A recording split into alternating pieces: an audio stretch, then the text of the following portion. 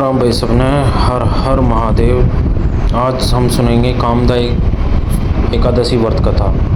हिंदू धर्म में कामदा एकादशी व्रत का बहुत ही खास महत्व है। मान्यता है कि इस व्रत से सारे पाप धुल जाते हैं। इस व्रत को करने से जाने अनजाने में हुए सारे पाप खत्म हो जाते हैं। इसलिए कामदा एकादशी का व्रत रखना बहुत ही फलदायी माना जाता है। यह व्रत पापों से मुक्ति दिलाता है। कामदा नाम का अर्थ ही इच्छाओं को पूरा करने वाली।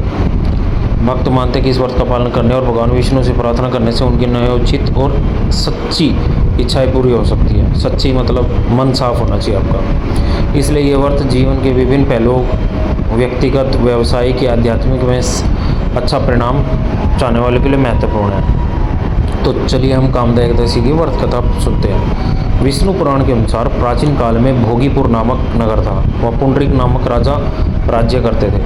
इस नगर में अनेक अप्सरा की न गंधर्व का विवाह था। उनमें से ललिता और ललित के बीच अत्यंत आपसी स्नेह था। एक दिन गंधर्व ललित दरबार में गान गा रहा था और अचानक उसे पत्नी ललिता की याद आ गई। इससे उसका स्वर, लय और ताल तीनों बिगड़ने लगे। इस गलती को कर्कट नामक नाग ने जान लिया और यह बात राजा को बता दी। राजा को बड़ा क्रोध आया और ललित को राक्षस होने का श्राप दे दिया। ललिता को जब यह पता चला तो उसे अत्यंत दुख हुआ।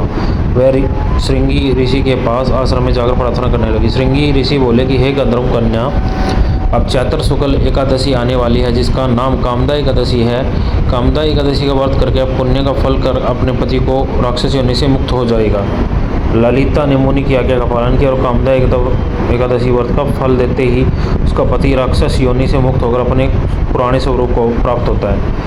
कामदा एकादशी का व्रत रखने से सभी तरह की परेशानियां दूर हो जाती है और मनोकामनाएं पूरी होती है। तो यहाँ पर हमारा कामदा एकादशी व्रत कथा संपन्न होती है। छोटी सी थी लेकिन बहुत कुछ सीखने को मिलता है कि अगर आपका मन पवित्र है और आप खुद पवित्र हैं तो आपको कुछ भी मिल सकता है। चाहे आप संसार की नज़रों में कुछ भी हो, आपके पास कुछ नहीं है, आप कुछ नहीं कर रहे हो, लेकिन आपके मन के अंदर जो शांति है ना, आप साफ हो, स्वच्छ हो, किसी के बारे में बुरा नहीं सोच रहे हो, सबका भलाई सोच रहे हो, किसी का रास्ता नहीं काट रहे हो, किसी को रोक नहीं रहे हो, किसी की बुराई नहीं कर रहे हो, तो आपको सच बता रहा हूँ दाल रोटी भी ज़्यादा पड़ेगी। मतलब आपका पेट हमेशा खुश भरा रहेगा।